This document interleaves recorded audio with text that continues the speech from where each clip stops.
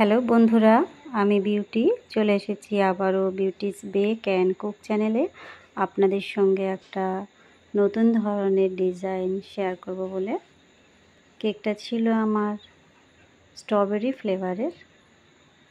আমি এখানে ক্রাম কোট করে ফ্রিজে রেখেছিলাম কেকটা। প্রথমে 15 মিনিট পরে আমি এর উপরে ফাইনালাইজিং করছি। দেখুন, আমি সবসময় মিডিয়াম পরিমাণ ক্রিম ব্যবহার করি, কেননা কাস্টমারের এক এক রকম ডিমান্ড থাকে। সেক্ষেত্রে বেশি ক্রিম আমি কখনোই ইউজ করি না। আমি এই কেকটা দু ধরনের কালার দিয়ে ডেকোরেশন করব। এই যে হোয়াইট দিয়েছি, এবারে নিচে যে বর্ডারের অংশটায় আমি এটা পার্পল কালার দিচ্ছি। সরি, পার্পল না, এটা ভায়োলেট কালার। একটা নিচে একটা বর্ডার হিসাবে দিলাম, আর কিছুটা উপরে দিয়ে দিচ্ছি। দুটো শেডের আমি কেকটা বানাতে চাইছি। প্যালেট নাইফ দিয়ে প্রথমে সমান করে নিচ্ছি,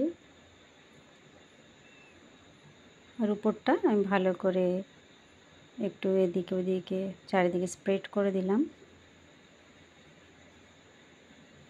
একটা স্ক্র্যাপার দিয়েও ভালোভাবে সমান করে নিলাম। এতে কি হয়, কাজটা খুব ইজি হয়ে যায় স্ক্র্যাপার ইউজ করলে। আর উপরটায় আমি এই ডিজাইনটা দিলাম। এগুলো দেখতে বেশ সুন্দর লাগে। এখানে আমি পাইপিং ব্যাগে সবুজ ক্রিম নিয়েছি, মানে ক্রিমের সঙ্গে আমি 8-10 ড্রপ গ্রিন কালার ইউজ করেছি। আর পাইপিং ব্যাগটা আমি একটু মোটা করে কেটেছি, খুব সরু নয়। যখন প্রথমেই পেস্ট করছি সেখানটা একটু মোটা করে বার করছি, তারপর আস্তে করে সরু করে টেনে দিচ্ছি।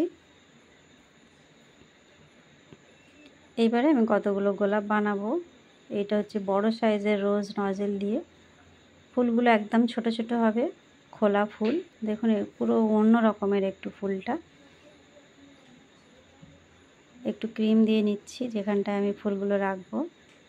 একে একে সেখানে বসিয়ে দিচ্ছি। আমি দুটো কালারেরই বানাবো এখানে।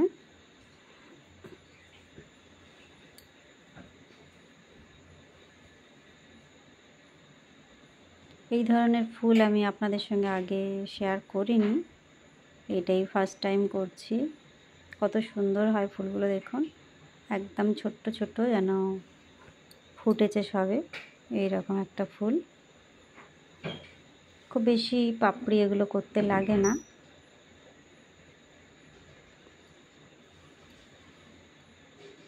এই যে দুটো কম্বিনেশনে দেখুন কত সুন্দর লাগছে কেকটা।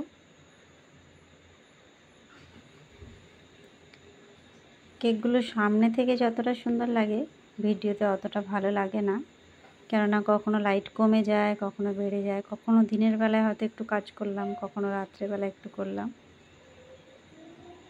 কেন, যখন যেরকম টাইম পাই সেই হিসাবে কাজগুলো করতে হয় আমাদের। আচ্ছা, এখানে আমি বর্ডারটা করে নিচ্ছি। আমি ভায়োলেট কালার দিয়েই করে নিচ্ছি, যাতে নিচের পার্টটা আর একটু দেখতে ভালো লাগে। আগে পিছে করে রোজ নজল দিয়েই করে দিলাম এটা আমি।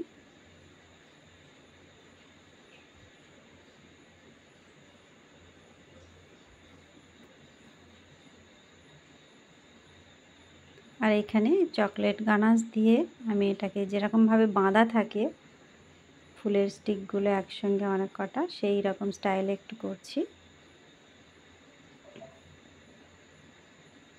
এখানে আমি গানাশ দিয়ে লিখে দিচ্ছি শুভ জন্মদিন, এটা বাংলাতেই লিখছি।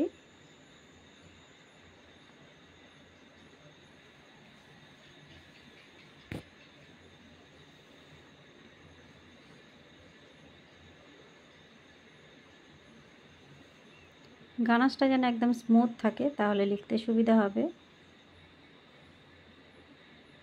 আর কয়েকটা হোয়াইট পার্ল মানে সুগার বল, সেগুলো আমি একটু ছড়িয়ে ছিটিয়ে দিচ্ছি যাতে আর একটু সুন্দর লাগে।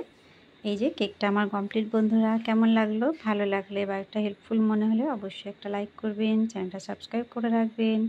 দেখা হবে নেক্সট ভিডিওয়ে। Bye bye.